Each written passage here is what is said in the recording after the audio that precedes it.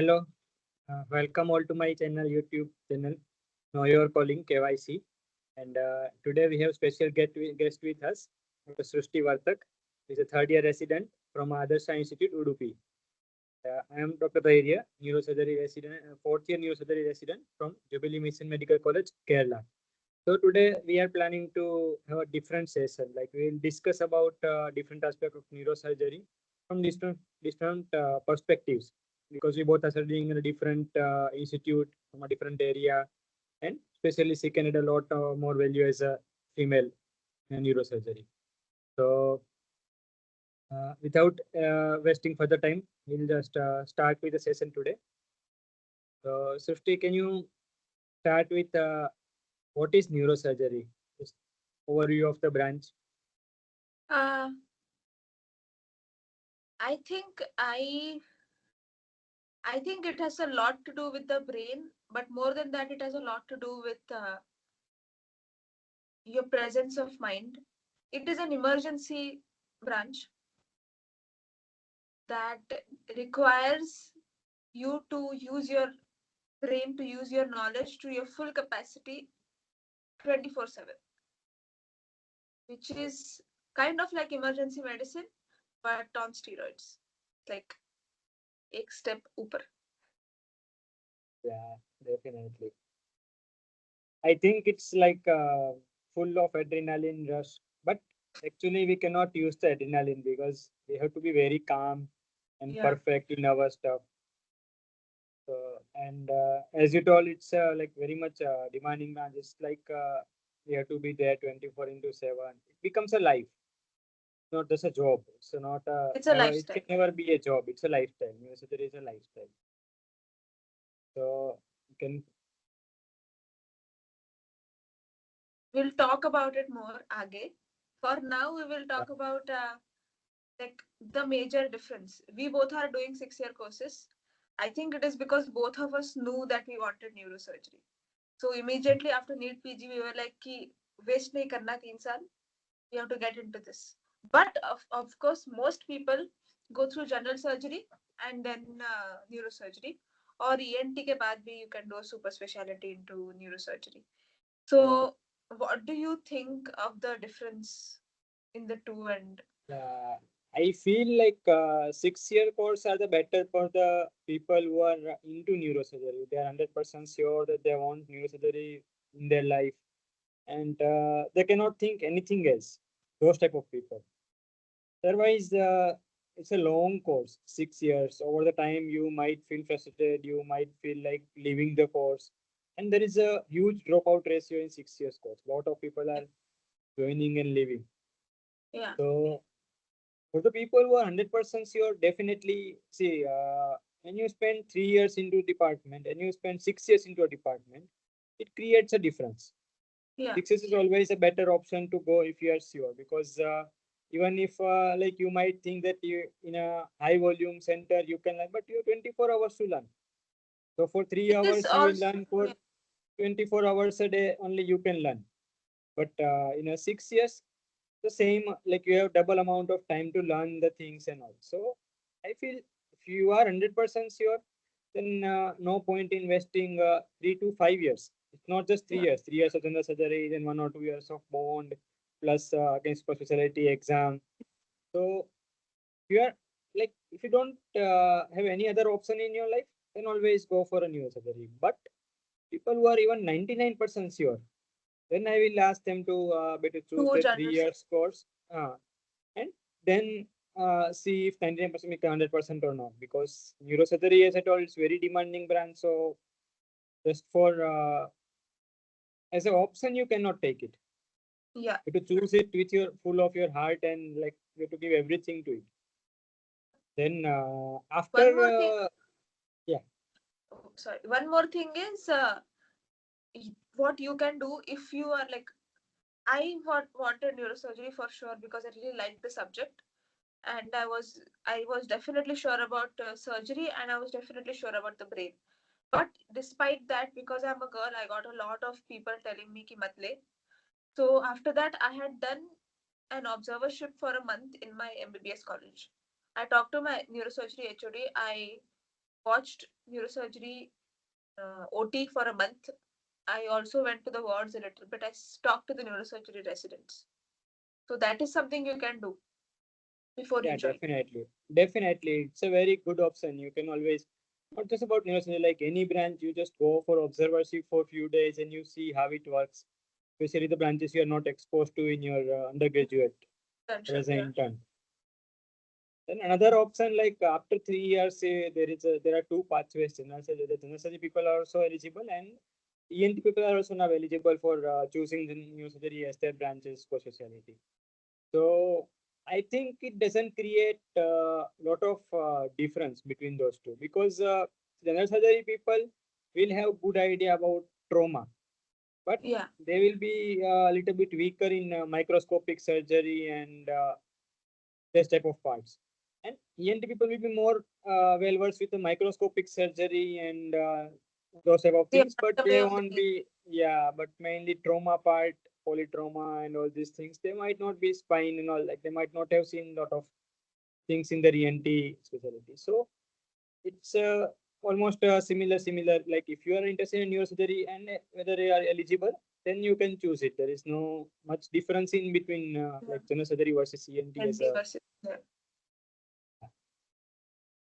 So now you can proceed further and you can just tell me like Srushti, how is day in your life as a neurosurgery resident or week in a life, like how it feels like. So I think you and I both are in uh, institutes where the course is relatively new. Like you are the first in your first person in your department, first neurosurgery batch in your institute. I am the second. So both of us were like thrown into it without a proper senior. I still had one, but one is not enough. You need to have people over you. Um, so you still have to do duties. I think once or twice a week. I also have about three duties a week, which is one in 3 days, 24 hours, followed by 10 more hours of day duty. So like 34 hours, 36 hours कभी कभी हो जाता है. And then on top of that, अगर emergency कुछ आया बीच में, there are too many people scrubbed in, there is no one else on duty, तो call आ सकता है. So my day starts at around 7:30. Rounds like I go to the hospital at around 8 o'clock, 8:30. अभी होता है because I'm a third year. First year I used to go at 7:30. Then rounds will be done by around 10:11. Then OT can go on till whatever time. Sometimes OT goes out till 9:30 at night. Sometimes it is done at 2 in the afternoon. बीच में खाने को मिला तो. Then evening rounds. If you're on duty, then whenever there is a casualty call, you have to go. It keeps going. It doesn't stop. It never stops. Yeah. The same like even I, yeah, in our issue rounds a little earlier. Our consultants comes at 8 a.m. So our rounds start at 6:37, and then we have rounds. Then either OP or OT depending on the day, unit wise. So after that OP or OT, we'll have like emergency duty. Then we'll be in emergency. Apart from that, like if we are doing 24 hours duty, next day again like OTs will be there. So OT may finish as so like maybe 2 p.m. in afternoon or maybe 9 p.m., 10 p.m. Sometimes it had run up to 2 a.m. in night also it had run. Yeah. And after that, even like at 9 p.m. OT finishes and then your patient goes bed, then you Then have you to have to go take back. them up. You have to explore, re-explore the patient, then you have to go back again. Sometimes your co-PG is on leave and you get 2 days, 3 days of continuous duty. Sometimes all night goes into OT. So something like you never know uh, how it is work hours. You can never predict much. Maybe Yeah. you will think like you don't have any case for tomorrow, and by evening 5 p.m. some aneurysm comes. Your concern will post it next day for the Yeah. case. So you never know. You can never predict that you are free today or you are free tomorrow. You can never know. Yeah, you can get some time. It's not like you cannot, but it's very much unpredictable. 80-85% of surgeries are either emergency or urgency. You cannot send them home that I will operate you after 1 month or 2 months. Yeah. That rarely happens, except spine cases where we can just. There are also a lot of time There emergencies as also, well. because But weakness can worsen. yeah, but still, maybe like few cases are like that we can send them home and ask them to come after some duration. Otherwise, it never happens. We have to post them for 2 days, 5 days later maximum. I think, however, this is residency, and when you are when you are a consultant, I think depending on the kind of institute you are in and the kind of hospital you work in, you can have like a work life balance. Yeah, but I will tell like if in residency, if you are getting a work-life balance, then don't That choose is that not good. institute. Yeah, that You is don't not choose good. it because this 6 years course when you are a PG, this is a time for you to learn. This is a time for you to do mistakes because someone else is above you. Maximum they will scold you, but ultimately they will correct your mistakes. They will take all the responsibility. It's a time Yeah. for us to learn. If we will do less work now, we'll suffer later in our life. I think the most important thing to learn in residency, any residency, not just neurosurgery, Yeah. is how to get scolded. You how to take a scolding without letting it like make you feel bad about yourself. Ki matlab, yeah, I didn't do this, I'll do it later. People have a different way of scolding, and everyone will scold you. You won't have a residency where they are not scolding you. If they are doing that, you're not in the right place, Yeah. or you're in dermatology or something.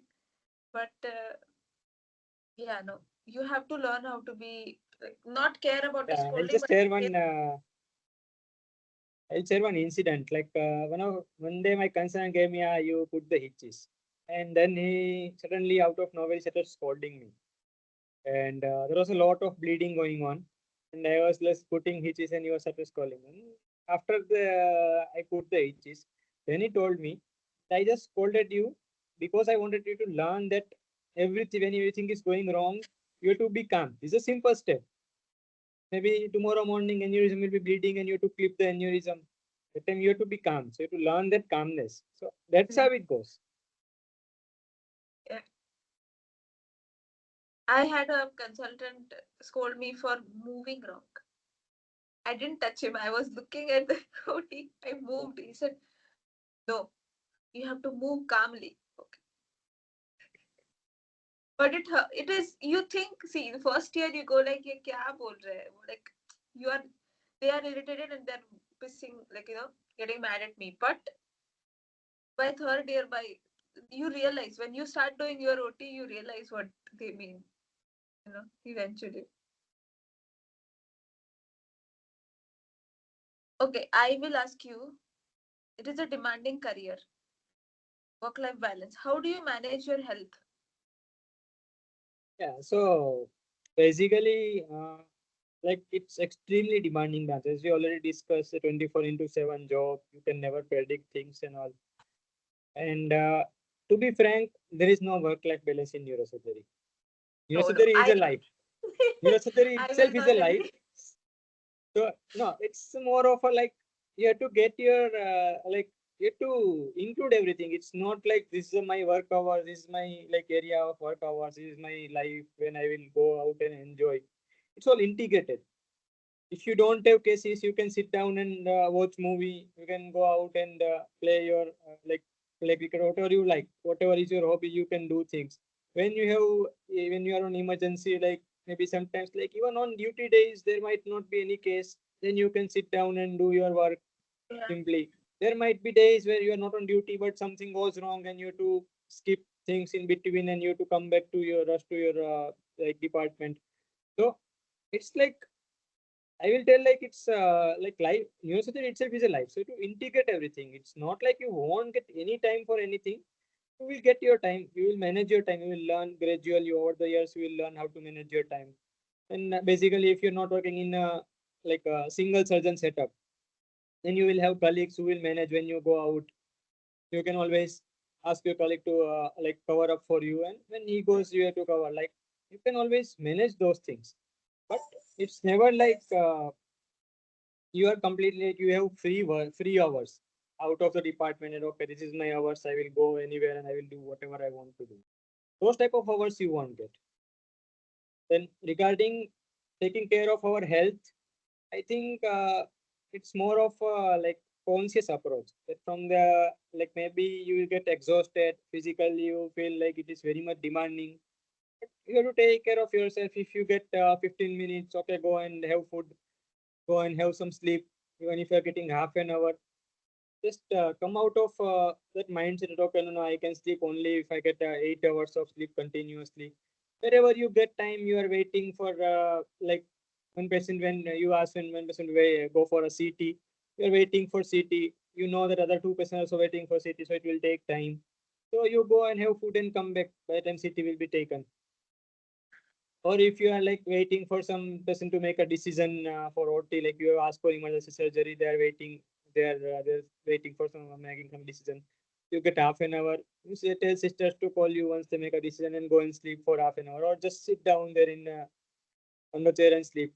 Like this is how you take balance things when you are in extreme hurry. So But that being said, such nights, such days are not that often. It yeah, happens maybe once a week you have like a day like this, or sometimes like ऐसे होता है, there is like a couple of days where it's a very high volume and you go like 3-4 days without proper sleep. But for the most part, you can manage about yeah, you four to can six. manage. It's not everyday story. I'm not telling about everyday story, Yeah, but there, but such bad days exist. Yeah, there will be days. Maybe depending on the institute might be like more or less. But yeah, there will be days where you are completely free. You can enjoy your things and all. Like not like everyday story. yeah. So how do you Then deal with like high stress scenario when you are having a lot of scolding, lot of things going on, and you are stressed up in your uh, department? How do you deal with those? I talk to my parents. But from first year I have been calling my parents twice a day. I'll talk to my fiance. It is you have to have a very strong family support. Like whoever, like family. Most important thing I think is to remember that you have a life outside of residency, because it can feel like even the smallest change can feel like life altering when you are in the hospital 24/7. But if you have the perspective ki, okay, this is just for a few years, you are like your real life is out there somewhere. If you keep in touch with friends outside of your hospital, your parents, your significant others, I think you can get perspective and that helps. Other thing is exercise. For me, when I'm in stress, if I exercise, it helps. Yeah, But yeah, mostly do not talk to people within your batch, within your department. If you're stressed about the department, that does not yeah. help. I have a different perspective. Like if the people that person is nice, like one No, person is not stressed, that because they person are can bad help. people. It is just that everyone is stressed and you make each other stressed. Yeah, we listen. We have a different person. Like whenever I am in stress, like I will call my junior friends here, and we'll go out, have a coffee, and we'll like give garlish to all the things which has happened to us. Like, and Yeah, we'll that like helps. after half an See hour that? that helps. So Yeah. basically, it's all about like whoever you are comfortable with. Huh. Maybe it's your parents or your life partner or your good friends or your siblings or your batchmate, senior, or the other department PGs, like you might have friends in radio or order, wherever, like other department friends might be there. So whoever, but like basically, I also feel the same that relationship is the way to get out of your stress. Yeah. Whoever you are comfortable with. It's not about Yeah. one particular relationship, but any relations. Good talk to that person, and you will feel calm. That's the thing. That's the crux of the. For me personally, I feel like if I talk to within my batchmates, it is like they are also stressed. I am also stressed, and we talk to each other and like make each other worse. So I prefer talking to people outside of my department. That's a different perspective, but Uh, yeah, means you have to feel comfortable. You after talking, you should feel that okay, you get your stress get I'm calm. relieved. That's what you need to feel at the end of the conversation. Then okay, yeah, we deal with a lot of high mortality, high morbidity, and how do you deal with it? So I have a different perspective of it. Like I feel like because we are dealing with life-threatening cases. That's why it is a morbid mortality. So there are Yeah, some branches like maybe if you take like dermatology, no one is going to die even yeah, without treatment. So even after treatment, no one is going to die. But in a risky branches like neurosurgery or cardiology, maybe without treatment, 80 out of 100 will die or 90 out of 100 will die. And with your treatment, only 5 or 10 out of 100 is dying. So it's a 80 plus. So then 10 yeah, minus, it's a 80 plus. That you are able to save those 10 patients with the treatment, 80 patients with the treatment, and 10 are dying. So I feel like gradually once you get that perspective correct, yeah. That is a good then perspective. then then it will help you. Otherwise, if you feel like okay, one person died, then you cannot. Then again, like the days will be there. Like okay, you gave one person CPR, one young boy died, and then you gave him CPR. You couldn't say anything. You are feeling very bad. Another person came in your emergency, and you have to operate him. So you have to like quickly get out of the other like sad feeling of the first person and try to save the another person because it's another life. Yeah, So and about morbidity, like except a few cervical spine cases where patient become quadriplegic and they become like this, or some old age trauma patients we will go into vegetative state. Apart from them, most of them improve. You just need to have patience. Like yeah. we have seen patients lying in like 20 days in ICU with even with TM1 GCS, and after 6 months or 8 months, like he will come back to you, To start walking, work. talking. He started playing sports in his school. Like that, Yeah, we get people we this have is lot of actually people we really have patients seen. and So yeah, so about mobility, maybe we should have more patience and we should wait for them to improve. yeah. Most of them will improve. Not everyone, but most of them will improve. So And you impress cannot the importance of the physiotherapy. yeah, Physiotherapy is very physiotherapy important. or physical medicine rehabilitation, PMR guys, they help us a lot. So, what do you think the best thing about neurosurgery, being a neurosurgeon? I so I like the brain. Like a simple answer. First year of MBBS, I like the brain. So I find it very. I feel like it is the most complicated object on Earth. I think after the mystery of the universe, the biggest mystery is the brain. Half of it we don't know. Yes, Even yes, neurosurgeons, more than half we don't know. And I think that is the fun to figure it out. yeah, That, definitely. that's my Most of favorite. times when we are operating and we don't know like how they come out. Even if surgery goes very nice, also we don't know how they come out next morning. Like Yeah. very, it's like a mystery. Yes. What So is yeah, your favorite part? my favorite part is like I get to do something with on my own. Like you know, you can operate the patient and patient survives. Like we are doing very much active part in patient's life in patient management rather than just diagnosis them and giving them some medicine. Like lot of depends on us when we act, what we do. Yes. So I feel very much engaged towards it. Uh, okay. Yeah. What is the bread and butter of neurosurgery? What are the different subspecialties? And what should be the goal of a resident once he gets inside? Like, how much should the resident know once he's out of it? So I think bread and butter for neurosurgery is trauma and lumbar spine Trauma. because Sure. yeah, Lumbar trauma is spine like is a you get each and every day when you like wherever you are as a neurosurgeon, you will keep on seeing patient of trauma. So that like initially for financial aspect, most of your money will come from trauma. Another aspect is lumbar spine because it gives very good results. So the lumbar spine patients will like go out and like tell good things about you in outside and like spread a word of mouth about you. That's how you become more famous. because Yes. maybe trauma patients will take lot of time, and like lot of them will be We'll have satisfied, comorbidity. We'll lot have of them morbidity. won't, yeah, morbidity, so a lot of them won't be satisfied, and they might talk good about you, they might not talk good about you, like.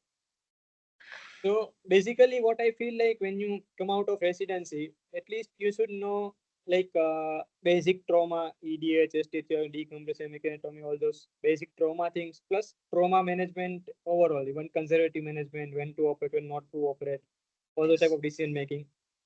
And at least like I will prefer to know about basic lumbar spinal lumbar canal stenosis or lumbar IVDP. That much is good, but then we can gradually build up on those things, like you can never learn aneurysm clipping or CP angle Yeah. in your residency. Maybe you can learn the steps, you know how to Surface, do it, yeah. Surface but meningioma. no one will give you to do it, or like you cannot become 100% confident, okay, I'll go out and clip an aneurysm next day. It Yeah. will take some time to understand and do. Then about subspecialties, uh, I feel like there are four major subspecialties in neurosurgery. One is trauma, one is spine, one is onco, and one is vascular, and one is skull base. These five are the Also main. endovascular nowadays.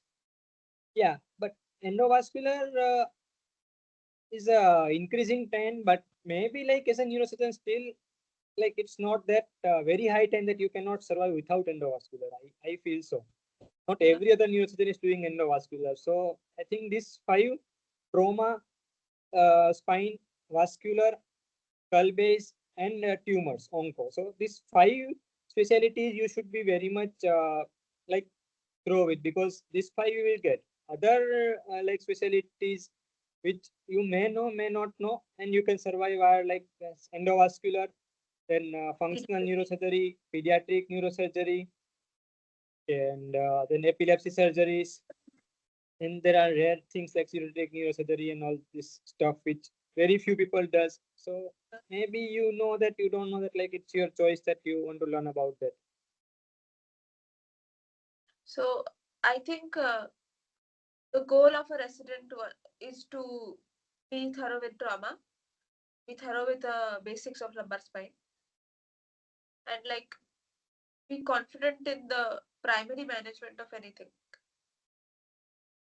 I think more than operating part, operating that definitely you will learn. If you are joining a 6 years course or maybe even 3 years course, definitely by the end of your course you will start doing craniotomies and decomp and all. This is not like something like out of world rocket science.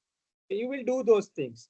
But no, it's not about operating part. It's more about getting the understanding when to operate the patient, who's the right candidate, how to counsel them, how who will come out. Like it's not 100% we can predict, but we have an idea that who will get benefit from the surgery, who won't get that much benefit from the surgery. So telling the truth to the patient relatives is the most important. Yes. Sometimes you operate a patient, but you have to tell them that okay, there are very extremely rare chance of him survival. Still, if you want me to operate, I will operate. There may be miracle he might survive, but there is very less chance. If you tell like that, then it's okay. Otherwise, if you just say that I will operate, then patient will expect, relatives will expect him Agree. to come, Agree. start walking next day, but they won't. Yeah. So I think that is the like very much The important part to expectations understand. have to be managed with We patients. have to counsel them in a very good manner. That's the most important thing I think we need to learn during the residency. Yeah. Then, like, what are the most challenging parts you feel in neurosurgery? Uh, I think the mental strain. Like not just one thing is residency itself is a huge stressor.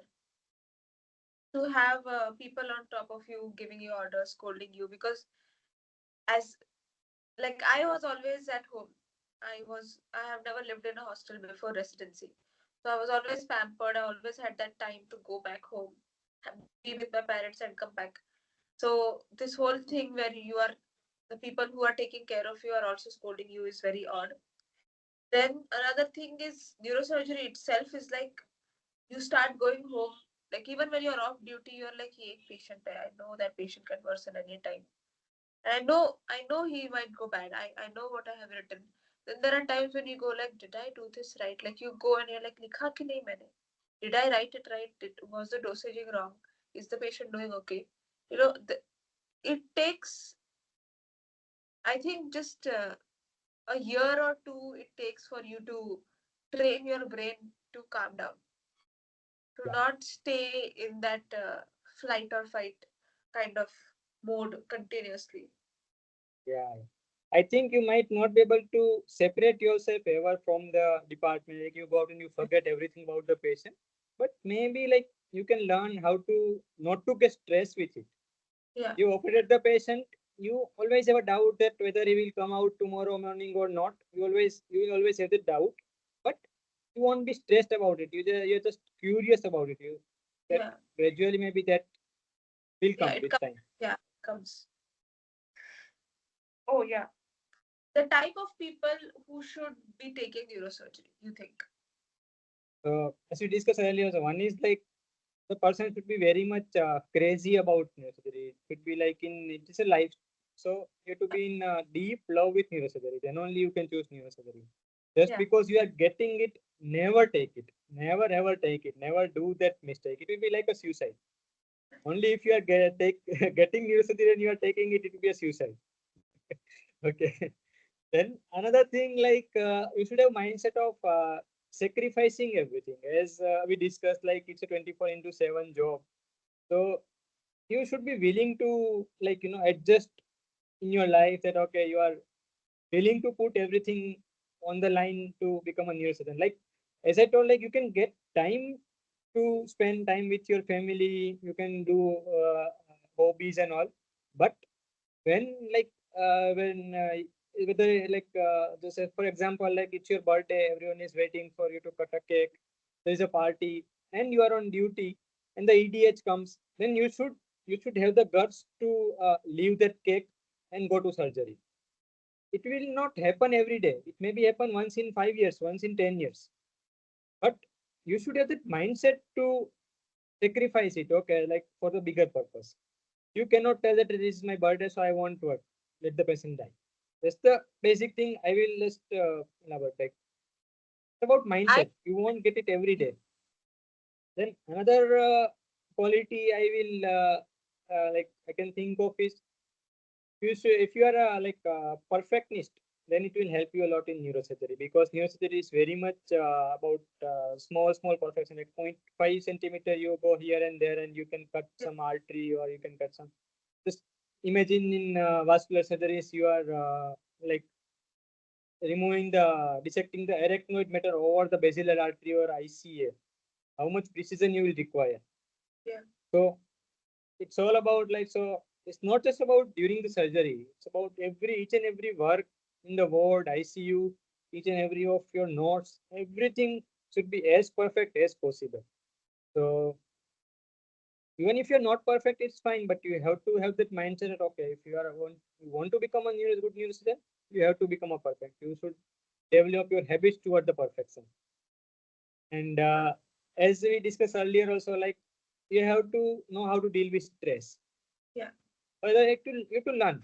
Maybe you might not have felt that much stress earlier, but once you get into neurosurgery, you have to learn how to deal with stress. If you are full day stress and you are making mistakes, it may be disaster. yeah.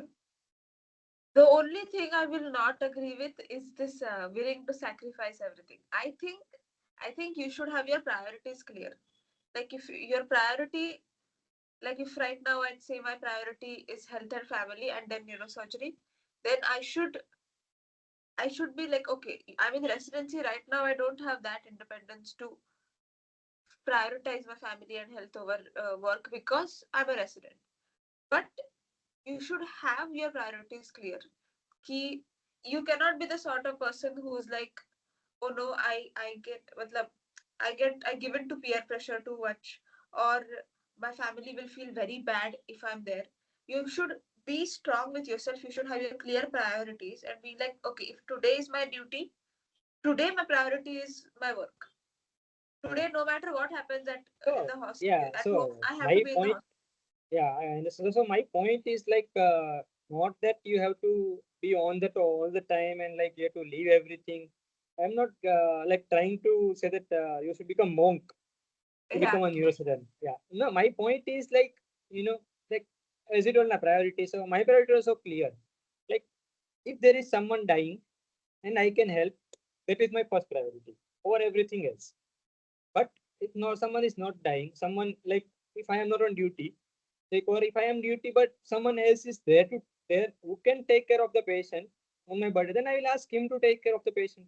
If he can Yeah. go and operate, he can always go and operate. It's not that I have to be there, like, but Yes. but like what I want to say is like because of your circumstances, you cannot allow the patient to die. Yeah. There might be incidents where like you are the only person, you have to leave everything and you have to go and do things. Then you have to go and do things. There is no other Yeah. option. That time your family should be understanding. It's not Yeah. because it's not everyday scenario. It will, as I Yes. told, it will come maybe come in once in a 5 years.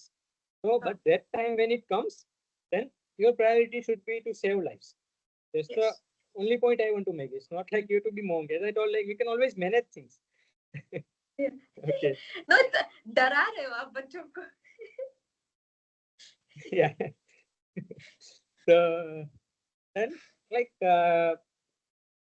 what who are the people like who Should not. type of people who should not take neurosurgery? Like I have heard a lot of people who go like, "Ah, neurosurgery is very, matlab, sounds so cool." No?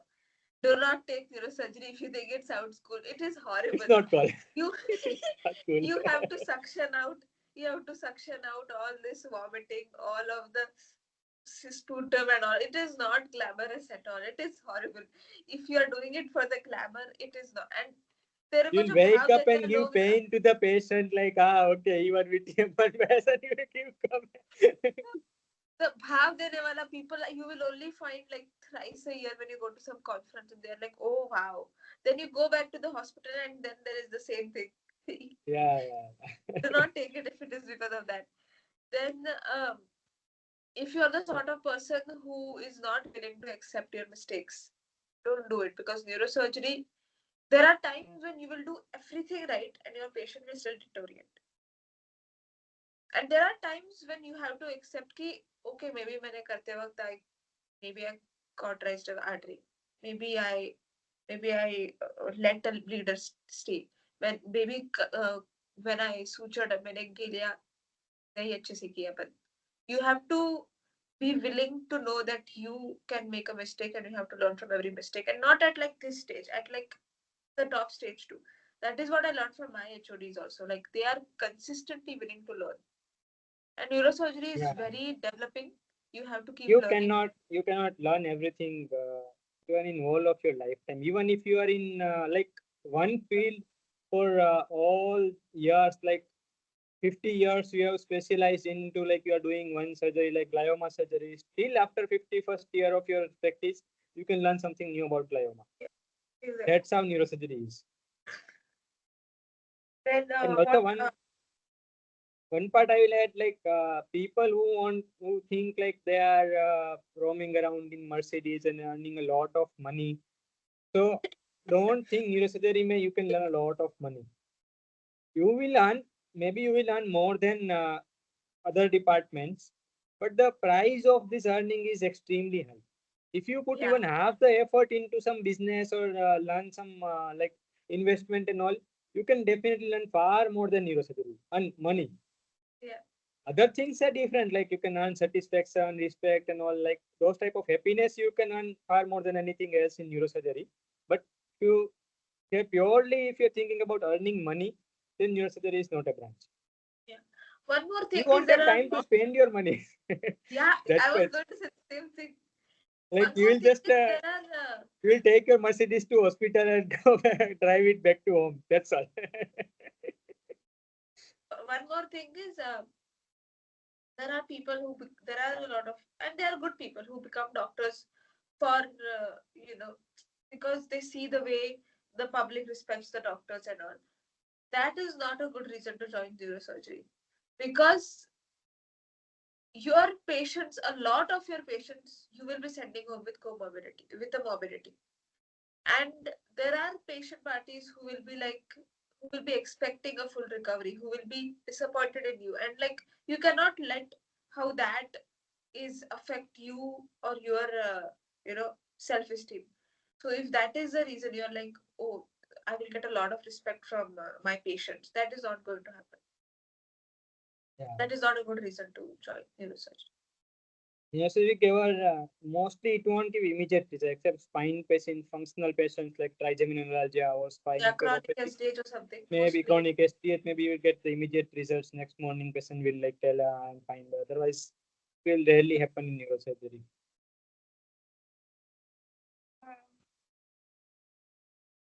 What are the options after residency for us? Yeah. So after residency, like there are few options which open up for you. One thing is like you can say start your own center, or you can that is possible mainly in the remote area where Yeah. there are no neurosurgeon. You go there and you start doing a basic stuff, trauma and basic spine and emergencies. You try to handle those things. So in that setup, maybe you will earn far more salary than compared to the metro cities. Maybe it can go up to like 5 to 8 lakhs starting salary in remote areas But the thing is, per if month. you are the But you if you are want remote areas, yeah, you won't have any free time because there's no one else with you. You are you 24/7. are on the toe 24/7 plus they will be very difficult. It will be very difficult for you to explain the patient to get elective surgeries done there, Yeah. especially like which like tumor and all. Most of patients won't agree to get operated from. They will go to higher centers, higher bigger cities, and get operated there. So your maybe your learning will hamper if you stay there. Like maybe you will get most of those cases simple like basic cases only. But salary wise it may be fine and you can be independent in from the initial years itself. Then you can always choose to be a SR in government institutes where you can get good hands-on. Like if you are not satisfied with the amount of work you got from your 6 years course, then maybe you can go to some government hospital and just Hindi में हाथ साफ करना like you get lot of hands-on. Okay, so that you can do and you can learn a lot of new things, or you can work under some senior consultant as an assistant professor. You assist him and they will you will start surgery for them, and then they will come and do the steps and they'll give you more and more with time and you work under them. So but working under them, one good thing is you are not responsible for anything. You're not being a consultant. Cases won't be under your name, so you won't go to court in any decision. Just like PG, you can call your senior and you can ask what to do, sir, in this case, whether should I operate or not. Like you have that type of thing. But another thing is like if your concern ask like tomorrow morning I want to operate at 5 a.m. You to come and operate at 5 a.m. You like it's like a half the PG life, not fully, but like somewhat you'll get Yeah, features of the PG life. you're not independent. Yes. You're not that much independent. Then if you're doing fellowship, you have option of doing fellowship. So I think maybe once you have learned the basic stuff, you can always go for a fellowship if you're interested into one particular area. Like nowadays, I think most people are going for cerebrovascular and skull-based fellowship or endovascular fellowships. These are the like most or spine fellowships. They are the others are also there as I told, like the rare areas: functional neurosurgery, epilepsy neurosurgery, pediatric neurosurgery, theoretic neurosurgery, then spine also endoscopic spine. So there are a lot of different fellowship areas which you can explore and go with that. Then like there are after doing fellowship or working as a SR, then again two choices come to you. So like you can start your own setup versus you like go into a big setup as a consultant. So Yeah. if someone wants to start their own like setup, I will just ask one question here. Why you want to lose your hard earned sleep again? Why someone would want to do it? Because if you are starting your own means you are the only neurosurgeon. So 24/7, anytime something happens, you have to go there and do things and all. If you are in a big hospital, then okay, you can have a team. So if you are not there, another person will be there. So you can manage things, work hours and all. So maybe in financial aspect, your setup might like you might earn far more than being a consultant in a big setup. But I think it's worth it for the like life you are getting. Yes. Then one thing people ask me like what do I say, like if there are like other branch radiologists, they'll come out and immediately they will get salary of 3 lakh package. And as a neurosurgeon, like you will be working as like 6 years, 7 years, 8 years, and then do fellowship and all. Maybe like if you get 8 years, 10 years to establish yourself, then maybe you will get salary. And even after maybe like if you go for metro cities, your salary might start with 2.5, 3 lakh, 2 lakh, like depending on the metros and all. Place you join here. In a big hospital, yeah, base pay. So what is the point? Like there's some, but if you think only about purely about financial aspect also, the radiologist who has started his career as a 3 lakh might go to 5 lakh, 6 lakh salary maximum. Salary. I'm not talking about radiologists who set up their own center.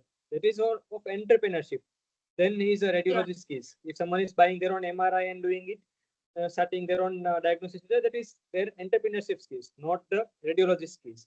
So as a pure radiologist, for the salaried person, they will like have a cap of 5 lakh, 6 lakh. Maybe most of physician will have cap at like 5, 7 lakh, 8 lakh.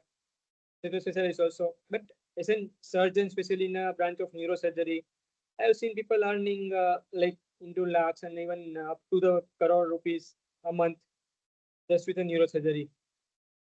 Yeah. So you don't have a cap. So overall growth, like your initial growth might look like it's a steep learning curve, steep career, but once you grow up, there like your starting salary might be cap for the most of brands, like whatever is their cap is your starting salary. So I feel like it will settle eventually, but as we discussed earlier also, like in neurosurgery there are no immediate results. You have to wait for everything, even to get settled, even to get your good salary. You have to wait. You have to have that patience to You need to have patience. That is there. But any 6-year branch you take, you have to have patience, because you are going to see all of your friends from MBBS become MDs, or do their 3-year course, and you are here like 3 more years to go, and it is going to be like hard to watch. That is there. Your peers are becoming consultants, SR consultants, and all, like they will have their own independence of life, and you are still going up PG like 24 hours duty, running here and there. So then what do you feel like impact of interventional neurology, which is coming, like endovascular things are coming up, then those pain injection and all things are coming up. So I think they will go hand in hand with neurosurgery. Like endovascular with open is going to go hand in hand. I think most TIAs, most ischemic infarcts that we get, anything that we think is a AVM, anything that we think is moya, something like that. Any vascular aneurysm SAH comes, we do a DSA. That itself is an intervention itself. I think in the future, both of them will have to, like, interventional endovascular neurosurgery is going to is a part of neurosurgery. It's a part of neurosurgery. I don't think it is an endovascular. I feel like it's a part of neurosurgery only. So I feel like maybe like CTVS branch, it ran out of favor over the years. Not out, like it's not irrelevant, but like maybe they have lost their like which was also 20-25 years back. What they used to be now, like it's a little bit lesser because maybe they haven't taken up intervention. But in neurosurgeons, like we have taken it up. There are lots and lots of hybrid neurosurgeons who do endovascular, like who do intervention things, who learn that, and we. So like what I will prefer is like if I am if I am doing endovascular, then fine. But if I am not doing endovascular, in my family someone requires endovascular, then I will always go with a neurosurgeon who knows intervention, because see, there are like, if you are doing aneurysm coiling, endovascular surgery, that time if aneurysm ruptures, then if neurosurgeon is there, okay, he will tell, okay, I will set up the OT within 10 minutes and I will start the OT itself there itself. And he is the only person who can manage this. Even if those complaints doesn't come, like hydrocephalus develops, vasospasm develops, all the type of things which can develop later are like And can be it good is not managing just, good by. yeah, it is not just the fact that they can manage it. Okay, suppose a interventional radiologist is doing a stenting or a coiling, and suppose there is a vasospasm that happens, there is an ischemia. The point is, the radiologist is not going to pick it up as fast as the neurosurgeon is going to pick up. Yeah, there is another point. Yeah, so that's why like I feel interventional neurology is a part of neurosurgery. Yeah, it is neurosurgeons. It's a part of neurosurgery itself. It's not like someone will come and take over your job. You can, and you know all the anatomy, you know all the things. Like, it's just a technique you want to learn. Maybe I think 3 months or 6 months fellowships are enough for learning endovascular good. Even if you've never seen endovascular in your life, just 3 to 6 month fellowship you can do, and you can learn, because you know all about disease, you know everything about anatomy. Only thing is you not to know how to put your guide wire and like Instrumentation, yeah. the technique. It's all technical work you need to learn extra. Even if you've never seen endovascular in your life earlier, it's not that difficult for a neurosurgeon to learn those things. Definitely.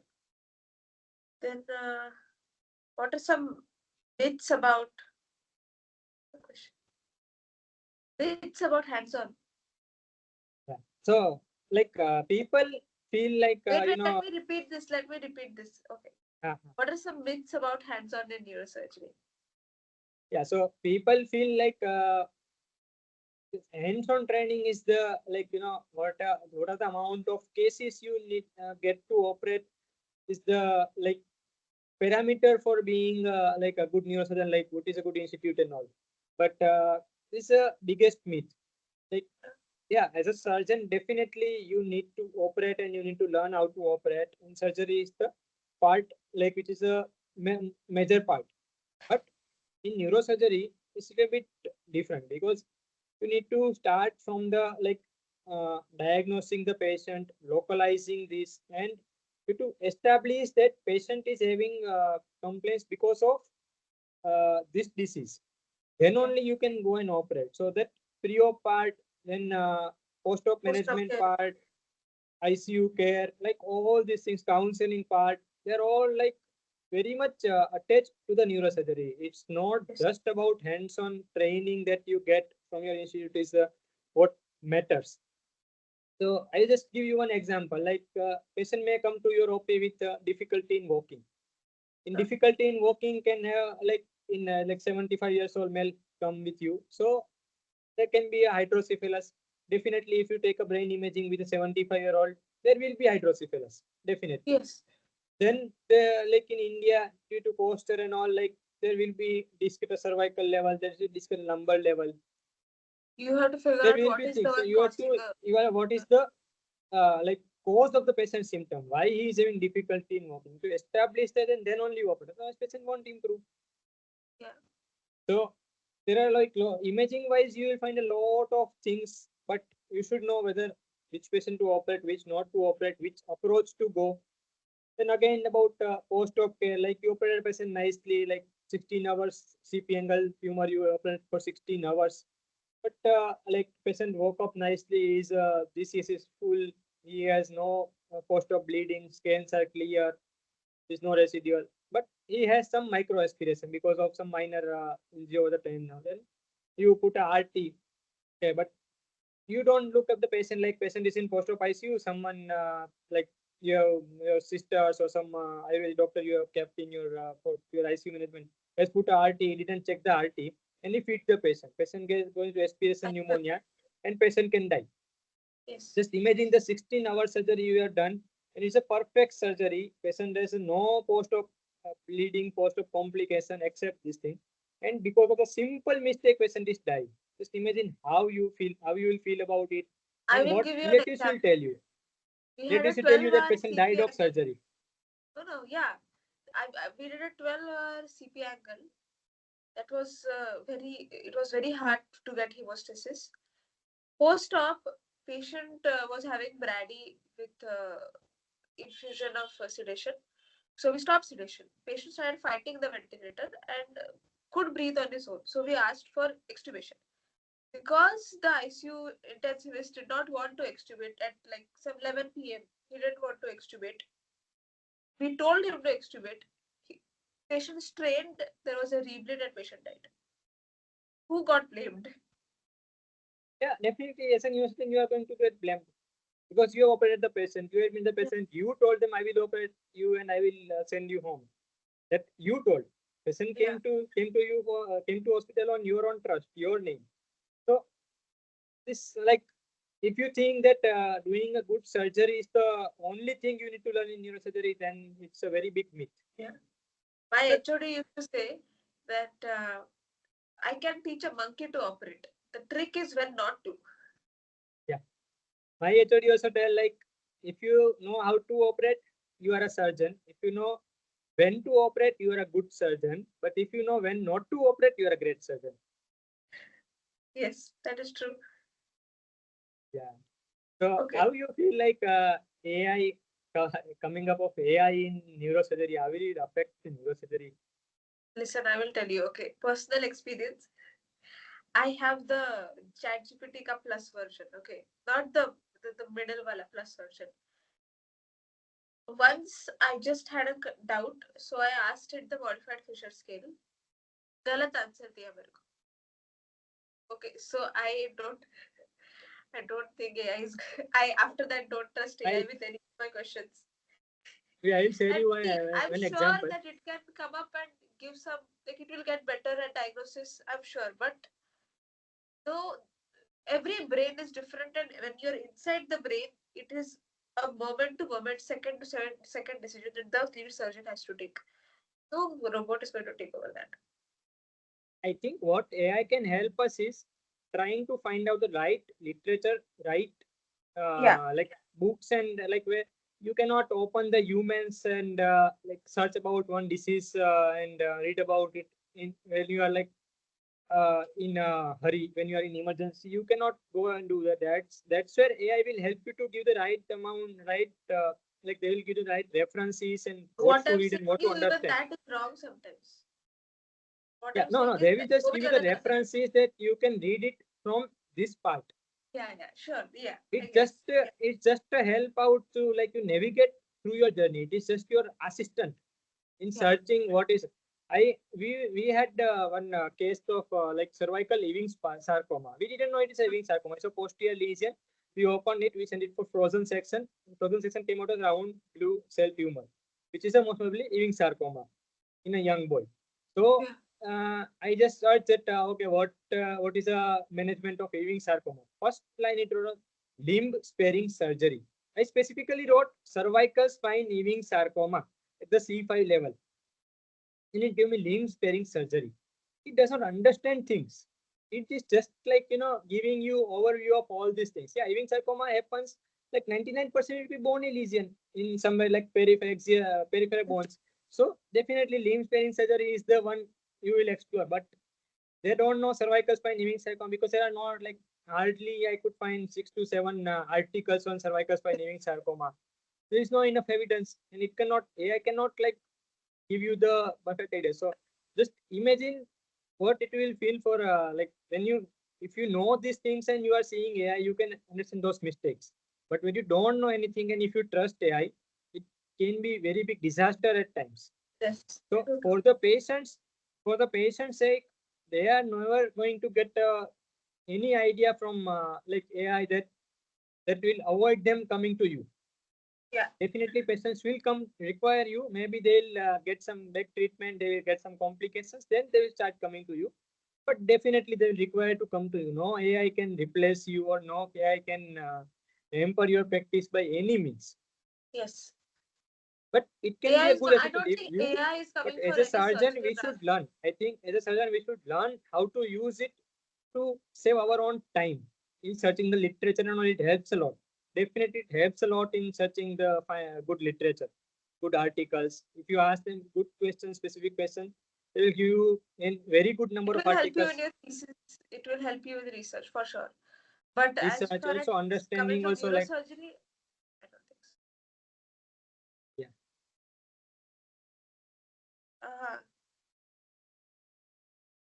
What is okay? The big question: MCH versus DRNB. Yeah. So that questions is like something which we need to address. Otherwise, this video is not sufficient enough. Okay. So I think, see, DRNB neurosurgery, mainly we are talking about 6 years course. Even 3 years is there, but so is it all like, I think we have discussed about 3 years versus 6 years part earlier. So whether not to, we'll just DRNB as a corporate setup and MCH in a government setup. That's how maybe we can take it. Okay. Yes. So see, if you go to any government setup for a neurosurgery, there will be empty number of cases. There will be like cases, more cases than ever you can ever operate. So you will get very good hands-on. Maybe what is keep on going. You will see a lot of cases, but there in government setup, most of times they won't have much time to see the patient pre-op, post-op in a very good manner, and like focus on each and every small aspect of the patient, like uh, cost effectiveness is a better approach for the patient. Rather, like if there is patient develops pneumonia, you will always ask medicine guys or pulmonary people to manage. Patient, like a lot of aspects which you cannot focus on in a government colleges because it's not possible. Yeah. They have so much of workload and pre-op, post-op, like those things, also diagnostic things, ICU management things. So in those parts, I think DRNB people will have edge over the MCH people. But in hands-on, definitely DRNB people might get lesser compared to what MCH guys will get. So, and another Basically, thing I is think if exam. we are in corporate, I think we will have a better idea of how to deal with a patient from the front door till it discharges. That Tunisia, is one yeah. thing. This is like 360 degree approach you will get in Yeah. corporates rather than just operative part. In Yeah. government, you will get more of operative part, but 360 approach might be lacking. Yeah. And for that, I have one like idea that if you have done like your MCH from a government institute and you are not that much aware of this, then you can go and work under some consultant for 1 year, go to private hospital, work under someone, and get that experience 1 or 2 years. If you have done DRNB, then you go after you are well versed with these things, then you go and work in some government hospitals where good guest nurses and you can get good practice. Yeah. So it's always like after coming out 1 or 2 years, may you can overcome your Yeah. these deficits for sure. So there's another thing. Another thing about exam and degree. Like MCH guys can always give DNB exam letter and they can get a degree. DRNB guys cannot give MCH exam again and do that. But DRNB was and primary DRNB as a age over MCH guys while choosing the going for Abroad. like international fellowships and all international things because they're not DRNB is a very much structured program and structured exam pattern was objective exam pattern. So definitely most of the international fellowship programs and all will you will get Not just some edge. fellowship. If you want to do FRCS, MRCS, whatever, Yeah, for there also everything like DRNB is considered better than considered as MCH. a higher degree than MCH because it is Because structured. yeah, we have a structure that I think both of us did not tell. We have weekly twice lectures. Yeah, We have we weekly also twice lectures. lectures and Either not a just journal lectures club like case. we have structured exam pattern.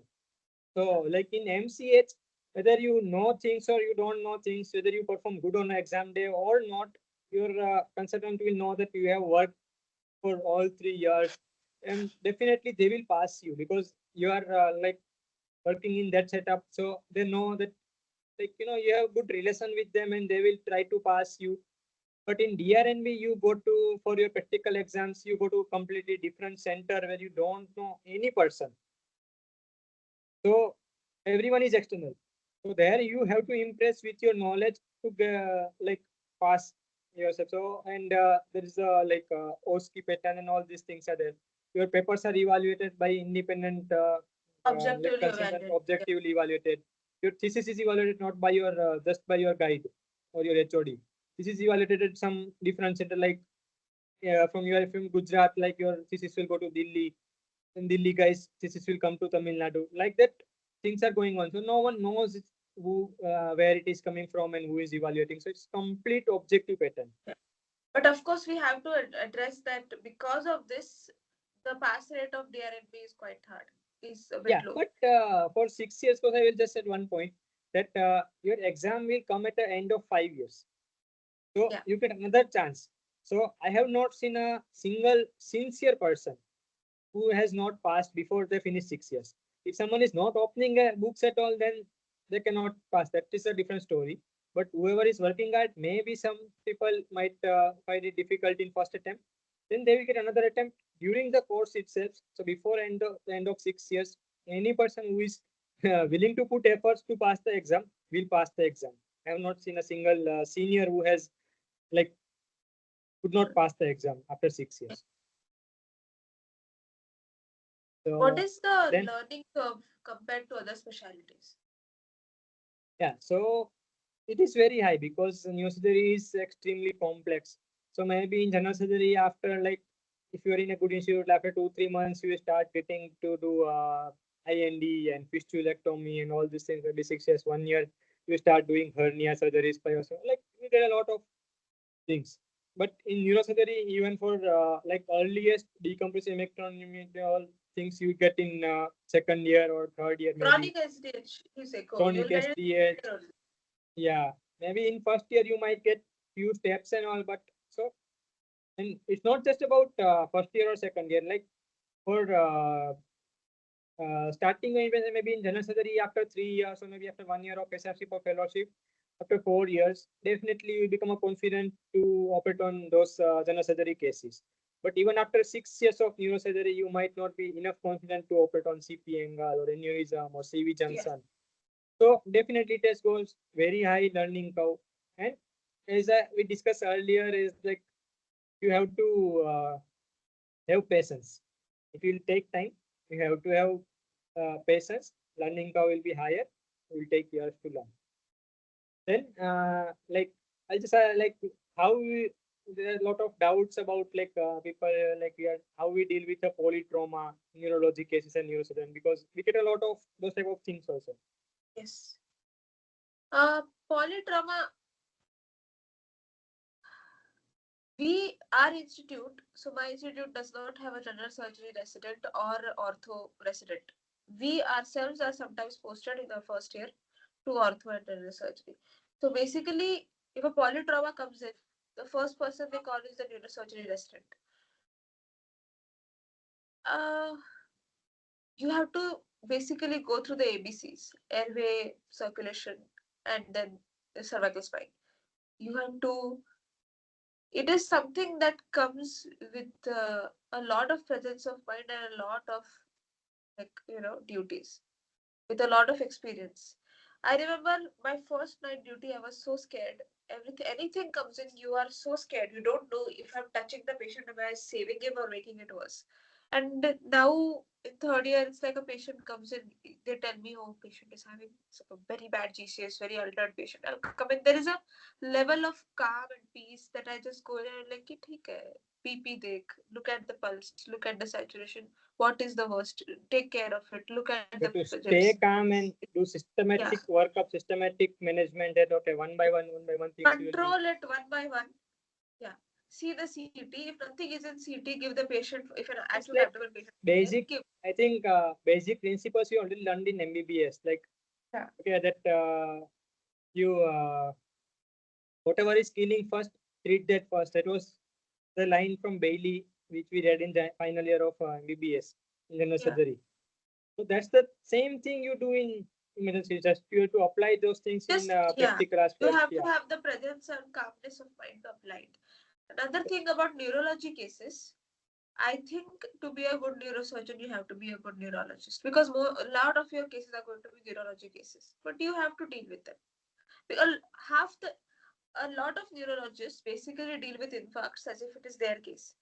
What happens to an infarct if it is malignant MC or if it is like a needs decompression? It comes to neurosurgery.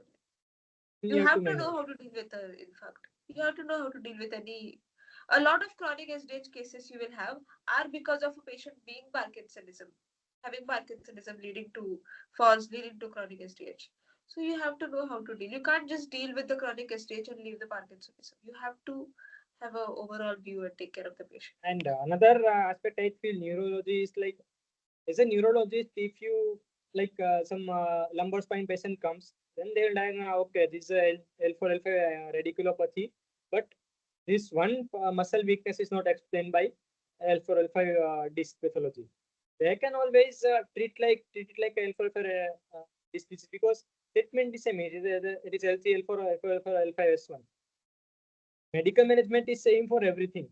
Yes. But surgery is like a Herculean task. Like if they have 3-level disease, you have to know which level you want to operate, which level you can leave behind, or whether you have to operate on all 3 levels. So you have to be very good in localization. Even like neurologists, most of neurologists are good in localization. Not criticizing them, but like as a neurosurgeon, you also have to be very much good. You cannot trust, like you cannot call every time neurologist You will come cannot and rely on localize for my disease, and you have then to I will honor your operate. And you have to know like rule out all the neurology conditions and come up with like all these things, infarct as it or like infarct, Parkinsonism, regular entities in our thing. Also the spine may like spinal infarct also can come sometimes, like those things will come. Spinal AVM will be similar to spinal infarct. So lot of those type of similarities are there. You have to be a very good neurologist to understand what is happening, localizing, diagnosing, then only you can become a good neurosurgeon in that manner. Polytrauma, like in my institute, there is a good polytrauma team, like general surgery is there, ortho is there, round the clock, everyone is available. So, and emergency medicine department, so maybe ABC is deal by emergency department mainly. But there will be patients like who has a acute SDH with this thing, liver laceration and pneumothorax. There might be patients there. So a lot of times you will also be like you will have to manage those patients because you want to operate on acute SDH.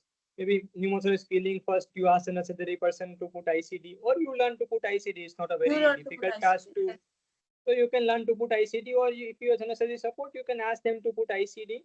They put ICD, then take up for the case, and then you have to know how to manage liver laceration. Like to see if you are managing conservatively for liver.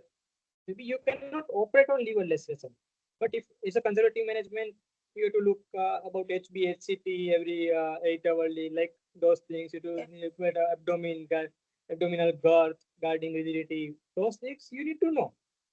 Yeah. You cannot take that. Okay, I will take up the only patient which has a pure head injury.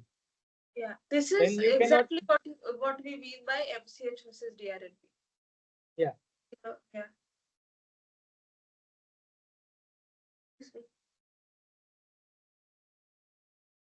ये निकाल So देना. how is neurosurgery? How do you feel like neurosurgery Wait, you for ask it again. females? You ask it again. Pardon? You ask it again. I was sneezing. Yeah. So how is the neurosurgery as a female? How do you feel like should female choose this branch or should be very much conscious about before choosing this branch? What is your opinion on that? See, personally, I feel like I don't think there is much difference between boys and girls like that.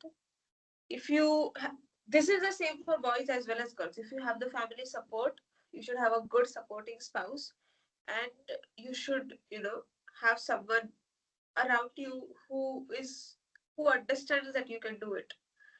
At the same time, I'm saying this from a place of privilege because I luckily have co-PGs who are girls, have females in the department.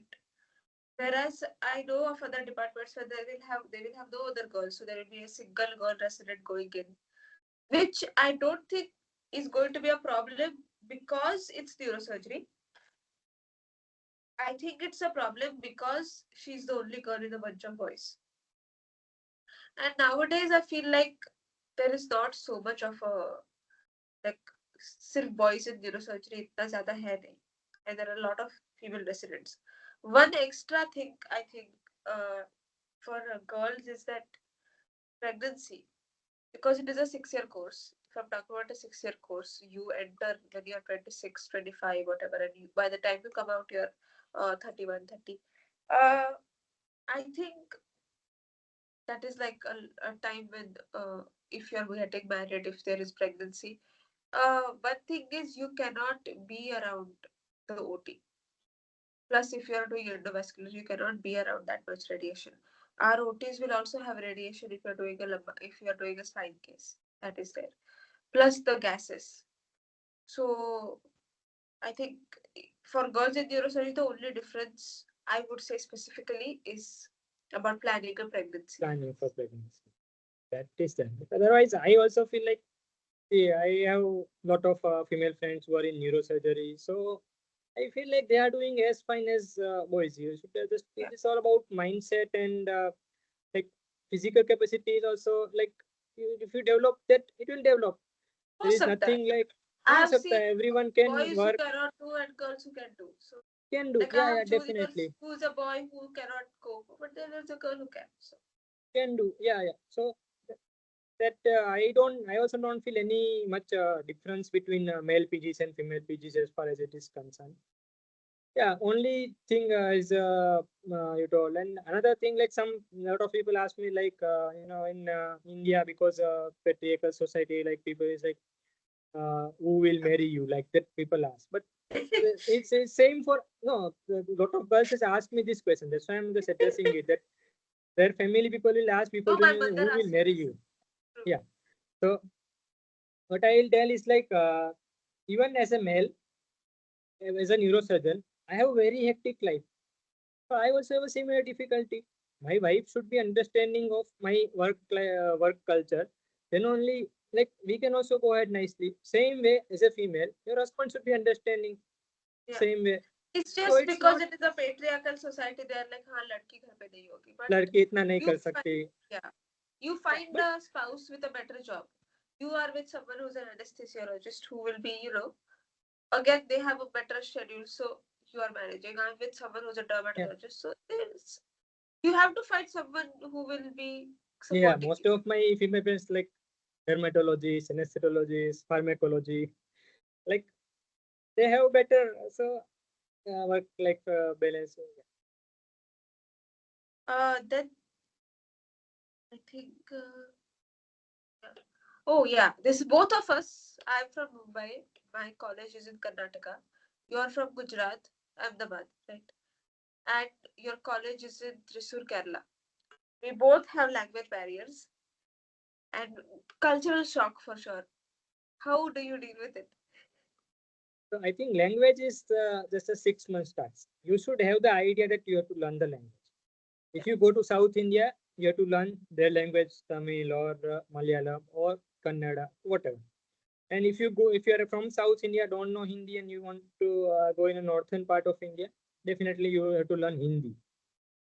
Or maybe in specifically, if you go to Punjab, definitely you have to learn Punjabi or Bengali, like whatever language is there. You have to have that mindset that you have to learn the language. Huh. But if you go there, if you are staying there, I think within 6 months you will get a very good idea of language. It's not like staying in Gujarat and learning Malayalam.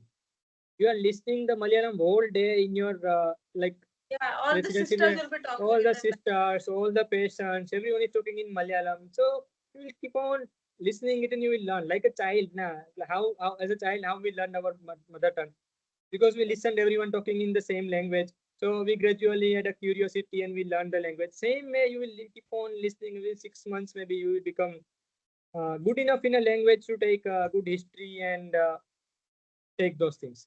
See, Yes. for being a fluent enough, maybe it will take time, but 6 months is a good enough period that you can take independent history, independent examination, counseling.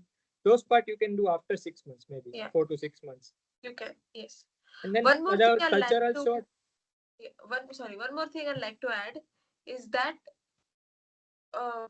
patients and the patient's relatives, especially in neurosurgery, for or whenever I have seen, like I have worked in Madurai, I have worked in Karnataka. They are very understanding. Whether if they realize that you don't understand the language, in that stressful time, they are not bothered about, oh, the doctor doesn't know my language. They are bothered about whether or not you know neurosurgery. Another thing is they are not bothered if you're a girl. I have very rarely, I think maybe once, only one time have I had an experience where the patients, attenders did not listen to me because I was a girl. Most of the time, they're extremely respectful and they will listen. Yeah, yeah. About cultural shock. Yeah, so cultural shock, I feel like this is a difficult part. I especially found it difficult being in Kerala, being a vegetarian, being a pure Jain, having a food like so. But like for other parts, like you can manage accordingly. But maybe food part and all like so.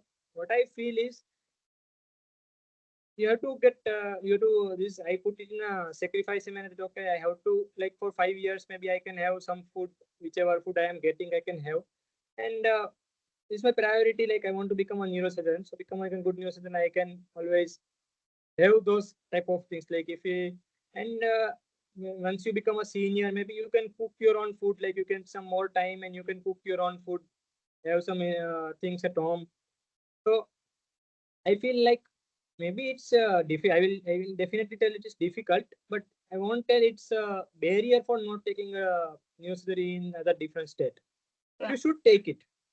Okay, you are facing this many difficulties, maybe 2% more difficulty because you are not getting good food. Okay, go and face it. What is a big deal in it? I didn't have as much as of a culture shock as you did. My culture shock was more of I came from a metro city to a relatively smaller city, and there was a change in the mindset of the people was different. But for me, the food was not that much of an issue. I went from coast to coast and I eat everything. But yes, I think if you are joining a 6 year course, especially 6 years is a very long time. If you are joining a 6 year course, you should think about the location of the course. Like for example, if you're a girl and you're thinking about joining somewhere north, you should think about the place. You should think about the safety. You should think about the food and the people. Or if you are like a North Indian going to Kerala, like you did, uh, you should think about it. But that should not be the reason you should not take the course as a whole. Be prepared for it. That's all. And I think like see as a neurosurgery PG and being a neurosurgeon, like we get little bit privilege. Like even if people are not familiar with a certain type of clothing pattern in that area, the girls wearing like, but if as a neurosurgeon, if you do something like they will ignore because your primary skill as a neurosurgeon, like they will accept you outside whatever you are doing, they will still Yes. accept you. So you can be you. That's Yeah. what I feel like. It's not Yes. that True. True. much you that might be people who might comment, some people might comment, but you can ignore that and you can just be you and do your things. Yes. I True. don't feel it's a very big thing. And anyway, in a hospital, wherever you are being going to be in a formals or scrubs. So outside world, may what you do whatever you want to do. No one is like Yeah. stopping you much. Then questions about institute selection. No, that Uh, one question I just cut this part, but one question you missed it. What effect like hectic schedule in married and family life? How are you managing it? Like that is one of the like I because asked. Wait, I will ask it. How does this schedule affect married life or family life, and how to manage it? What so family life?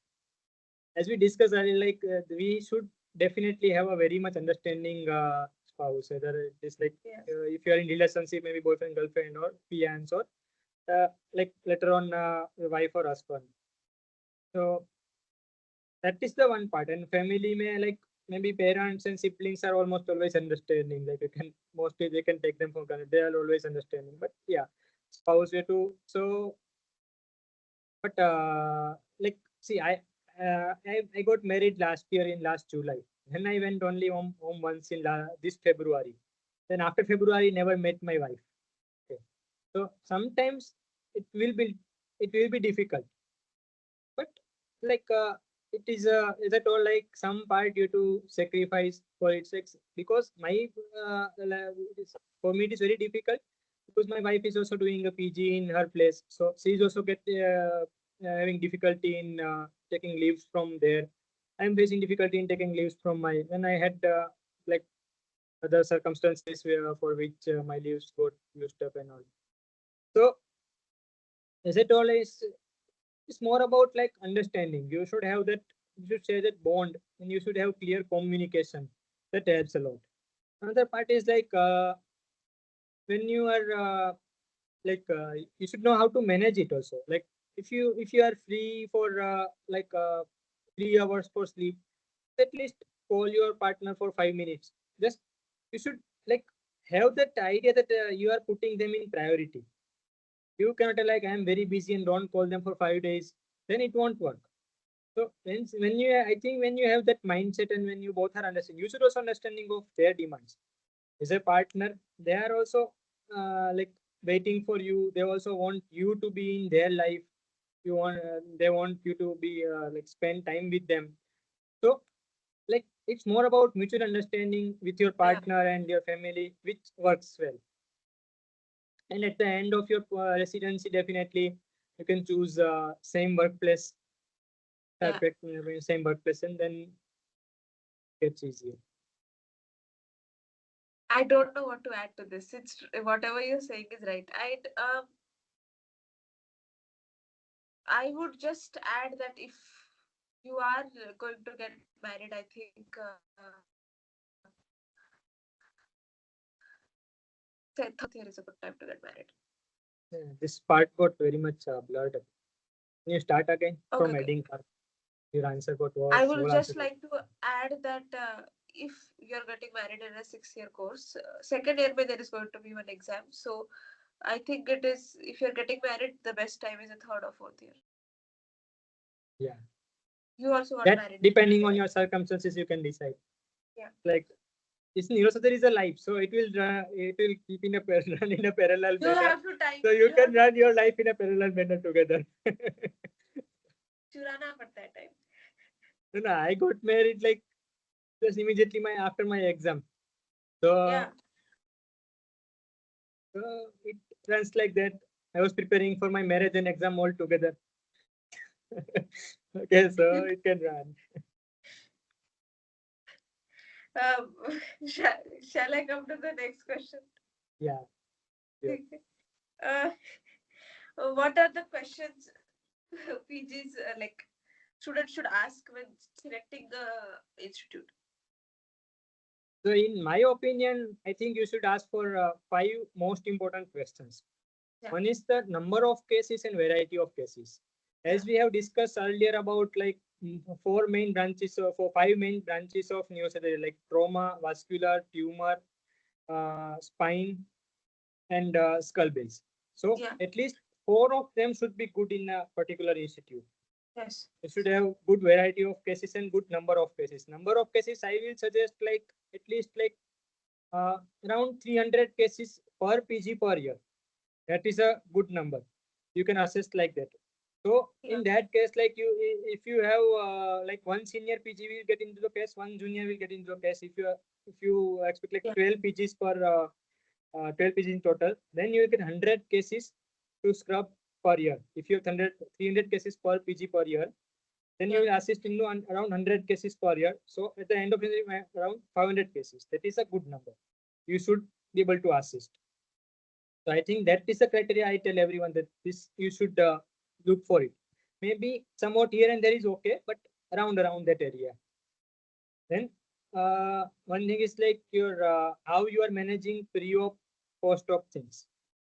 That is the very much like important area. Like because if you are not managing like your emergency is not that good, that you are not getting cases in emergency or OP, and you're not like just admitting the patient like okay, I'm going to operate glioma tomorrow, just operate and let them go. Those type of things doesn't work well in neurosurgery, especially when you are doing 6 years course. Like I think it is a waste of time when you don't have a good idea about pre-op, post-op workup. Yeah, Then true. ICU exposure to OP and ICU, that is a variable. So this is the third point I want to clarify, that ICU exposure is the must for a neurosurgery residents.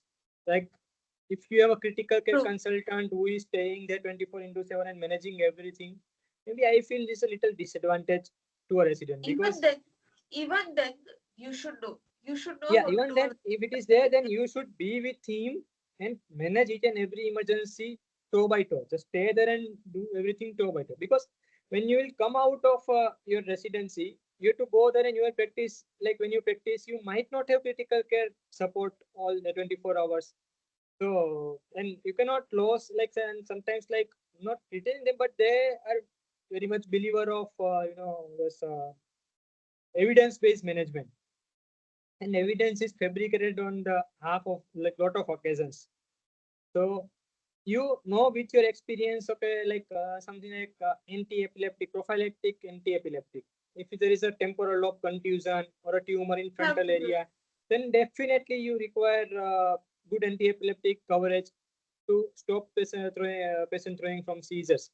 It's not like patient will throw seizure and from like GCS 15 they'll come down to GCS 8 and then you start anti-epileptic. There's no meaning. You have to give them prophylactic anti-epileptics.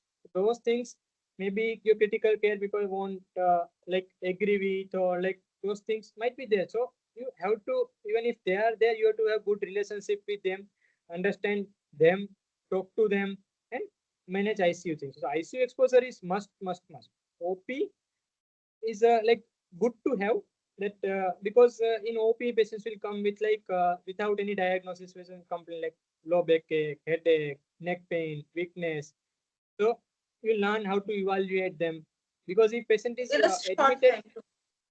yeah, because see if patient is admitted to you, like there is a CP angle case day after tomorrow and patient getting admitted tomorrow today, then you will think in that direction. Okay, there is a CP angle case. So what to examine for a CP angle case? You will have that format and you will take pre-op examination according to CP angle format. But patient might come with a hearing loss in Yeah. OP. So from OP, when they have no imaging, nothing, just come with a hearing loss or come with a like difficulty It in is. walking.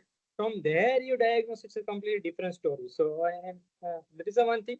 Another thing, when you are going to OP, you can see your follow-up patients like 1 year back, 2 year back.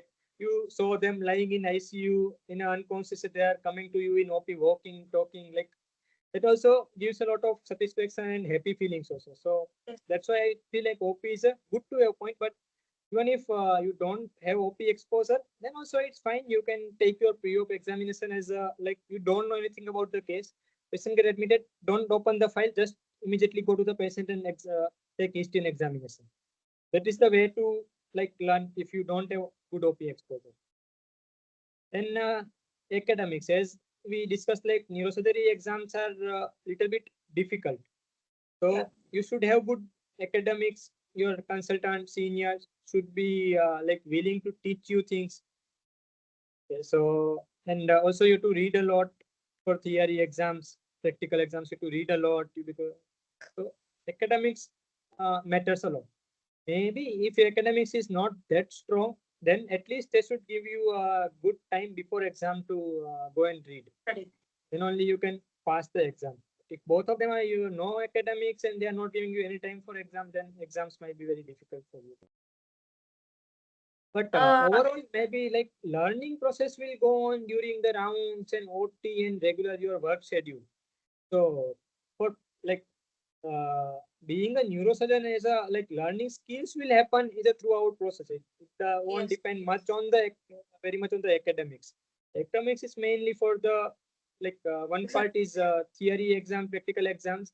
Another part is if you are good in academics, then you will catch up things early. Like if there is aberrant anatomy, if you know there are like different type of aberrant anatomies, then you will catch up early and you may avoid complication during the surgery. Or you may catch up early signs of like if you are good in academics, you may catch up early signs of deterioration in image in your ICU and take up the patient early for whatever management is required.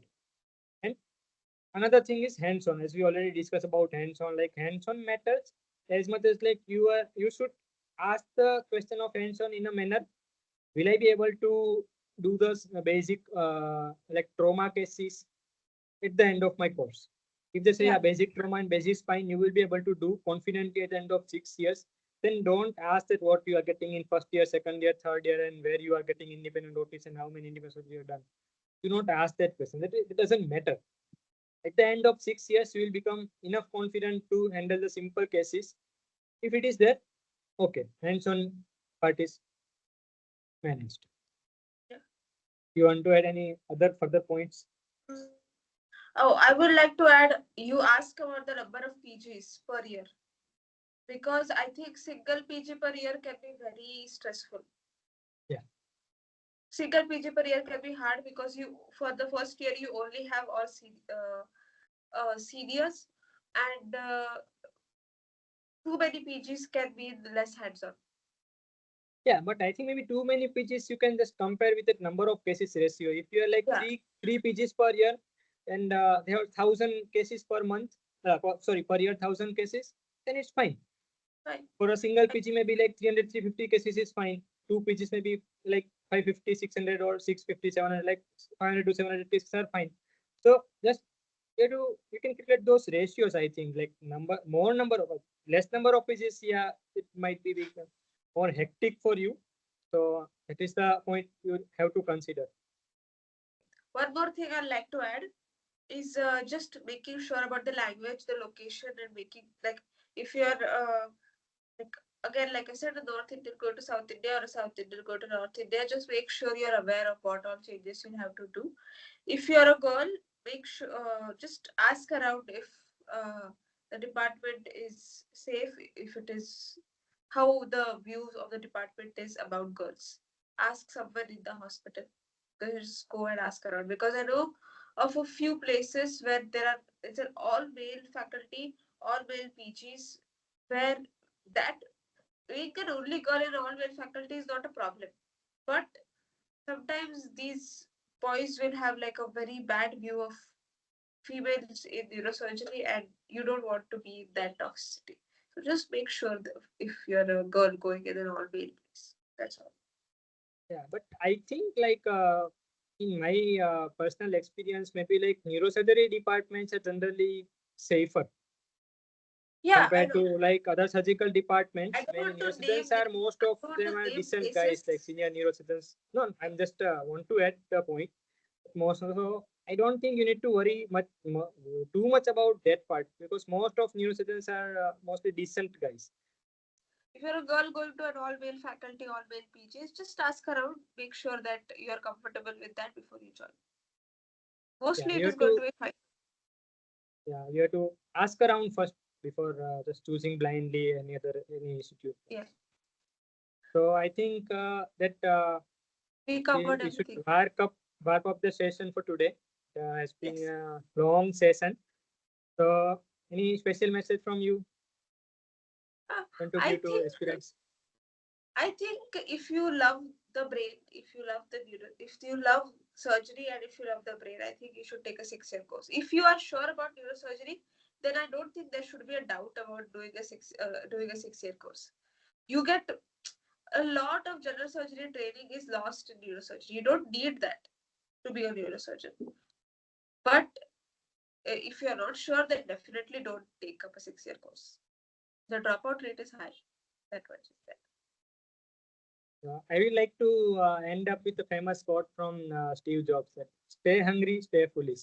Because in neurosurgery, when you come, you are like you have to come as a zero person. Like you don't know anything about neurosurgery. You have to start building up, and you have to stay hungry throughout your life to learn about neurosurgery. So definitely, if you're interested into neurosurgery, it's a very good branch. If you are taking it as an option, it's a horrible branch. So choose it only if you have interest, and if you have interest, no other thought, because I don't think the hardcore neurosurgery people who can be satisfied with any other branch. The Yeah. specific areas of like the amount of energy, amount of like this adrenaline rush we get, and the type of things we deal with, I The don't think sheer I will be satisfied, I complexity. personally satisfied with any other branch. Yeah. The sheer complexity the feeling you get when the dura is open, I don't think you'll get it anywhere else. Anywhere else. So if you are a neurosurgery guy, just simply, even if you get 100 or 1,000 of bad reviews about choosing a neurosurgery, being a girl, being like a 6 years, whatever, 1,000 of if you get 1,000 of negative reviews, just trust me blindly. If you are a neuro Trust guy, your go and choose yeah. it.